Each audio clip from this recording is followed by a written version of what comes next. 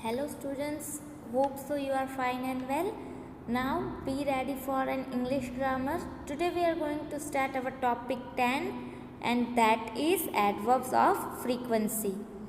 Now first of all I read this box, so please listen it carefully. Always, sometimes, often, usually, generally, never, seldom and rarely are called adverbs. As we all know ये सारे adverbs है, तो they all answer the question how often यानी कि कितनी बार. ये जो सारे adverbs है वो हमें किस question का आंसर देते हैं कि कितनी बार. They are called adverbs of frequency. ये जो सारे adverbs है उसे क्या कहेंगे? Adverbs of frequency. These adverbs are used after the word be.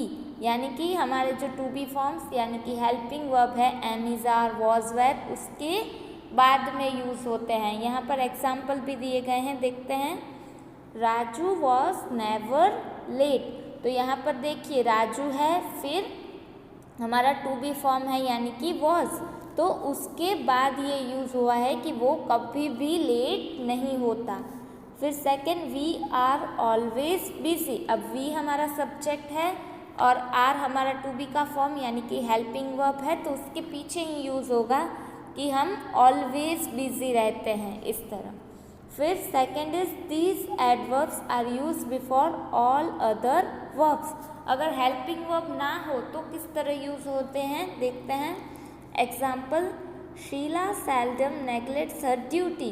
तो सेल्डम यानी कि कभी कभी, तो यहाँ पर आप देख सकते हैं कि टू बी का फॉर्म है जो हेल्पिंग वर्ब है वो नहीं है, तो हमारे सब्जेक्ट के पीछे वो यूज़ होगा. Second example is I often go for a walk in the morning. मैं कई बार सुबह वॉक पे जाता हूँ. तो यहाँ पर देखिए आई के पीछे यूज़ हुआ है क्योंकि हेल्पिंग वर्ब नहीं है. Okay, now we will see exercise. Rewrite the sentences with the adverbs given in the brackets. अब यहाँ पर हमें सेंटेंस दिया गया है और बाजू में उसका ब्रैकेट में एडवर्ब ऑफ फ्रीक्वेंसी दिया गया है, जिससे हमें करेक्ट जगह पे लिखकर फिर सेंटेंस को फिर से लिखना है. First is Rekha is a good student. तो यहाँ पर देखिए ब्रैकेट में क्या है, ऑलवेज. तो यहाँ पर कब आएगा ऑलवेज, हमारे टू बी फॉर्म्स के पीछे. तो यहाँ पर हमारा टू बी फॉर्म है इज़, तो Rekha is always a good student, इस तरह आएगा. तो रेखा हम ऑलवेज एक गुड स्टूडेंट है, इस तरह से सेंटेंस बनेगा फ्रीक्वेंसी यूज़ करने के बाद. Now we will see first one is the buses are full in Mumbai और ब्रैकेट में है usually. तो यहाँ पर हमारा हेल्पिंग वर्ब क्या है, आर. तो सेंटेंस बनेगा the buses are usually full in Mumbai. Mumbai में जो बसें होती है ये यूजुअली फुल ही होती है, इस तरह से सेंटेंस बनाना है. Now second one is doctor Parekh is at home in the evening. फिर है never. तो यहाँ पर क्या आएगा, doctor Parekh is never at home in the evening. Doctor Parekh है वो कभी भी इवनिंग में घर पर नहीं होते. तो डॉक्टर पारेख हमारा सब्जेक्ट है और इज़ हमारा टू बी फॉर्म यानी कि हेल्पिंग वर्ब है, तो उसके पीछे आएगा नेवर. तो doctor Parekh is never at home in the evening, इस तरह सेंटेंस बनेगा. Now next is Mary is in a hurry और ब्रैकेट में है सेल्डम यानी कि कभी कभी. तो Mary is seldom in a हरी. यहाँ पर मैंने गलती से माया लिख दिया है, आप प्लीज़ मैरी ही लिखना. तो Mary is seldom in a hurry, इस तरह सेंटेंस बनेगा.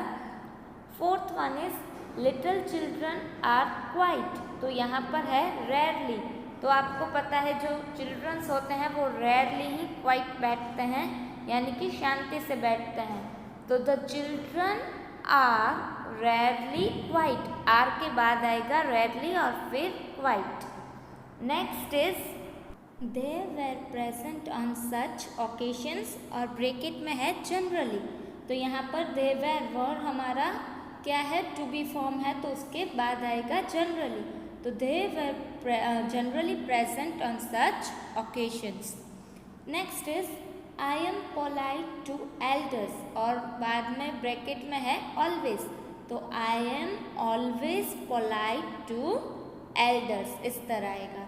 Seventh one is Mrs Pandey is unhappy, और ब्रैकेट में है समटाइम्स, तो मिसेस पांडे है वो समटाइम्स अनहैप्पी रहती है, तो Mrs Pandey is sometimes unhappy, इस तरह आंसर आएगा।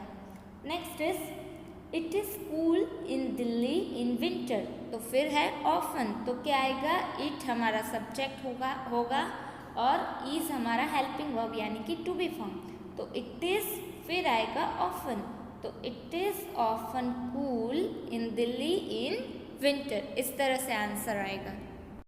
Now we will see exercise 2. Rewrite the sentences using the adverbs given in the brackets. Same ही है, पर यहाँ पर क्या है, सेकंड एक्सरसाइज में सारे सेंटेंस पे आप देख सकते हैं कि टू बी फॉर्म यानी कि हेल्पिंग वर्ब नहीं है, तो हमें किस तरह से आंसर लिखना है। एक एग्जाम्पल दिया गया है, वो देख लेते हैं। आई ट्रैवल बाय ट्रेन, और ब्रैकेट में है यूजुअली, तो क्या आएगा, सब्जेक्ट के बाद हमें ऐड करना है, ये आगे हमने बॉक्स जो था उसमें भी देख लिया था, तो I usually travel by train, इस तरह आंसर आएगा। Now first one is Maya forgets her homework, और फिर है शेल्डम, यानी कि माया कभी कभी अपना होमवर्क भूल जाती है, तो माया के बाद आएगा शेल्डम फॉरगेट्स हर होमवर्क। सिर्फ इस तरह हमें सेंटेंस बनाना है। एडवर्ब्स ऑफ फ्रीक्वेंसी बहुत इजी टॉपिक है, सिर्फ हमें उसको कहाँ पे सेट करके अच्छे से सेंटेंस बनाना है, वहीं आपको सीखना है, अदरवाइज आपकी कहीं भूल नहीं होगी। Second is people drink that T with milk, तो आया है ब्रैकेट में यूजुअली, तो क्या आएगा answer, people usually drink that T with milk, इस तरह आएगा। Next is these children quarrel with one another, और ब्रैकेट में है ऑफन, तो हमें ऑफन कहाँ पे सेट करना है, तो चिल्ड्रन के बाद, तो these children often quarrel with one another.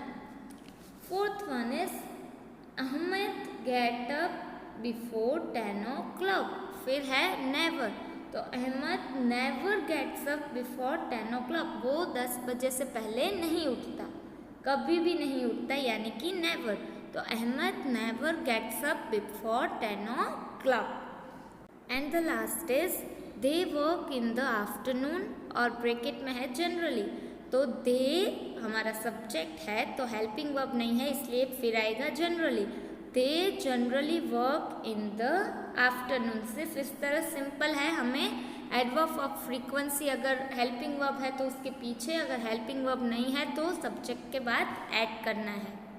Now we will see the last exercise and that is exercise 3। Rewrite the sentences using the adverbs given in the brackets. अब यहाँ पे दोनों मिक्स में है, किसी में हेल्पिंग वर्ब है, किसी में नहीं है, तो हमें किस तरह फील करना है, यानी कि हमें किस तरह एडवर्ब ऑफ फ्रीक्वेंसी ऐड करके आंसर लिखना है। Now we will C.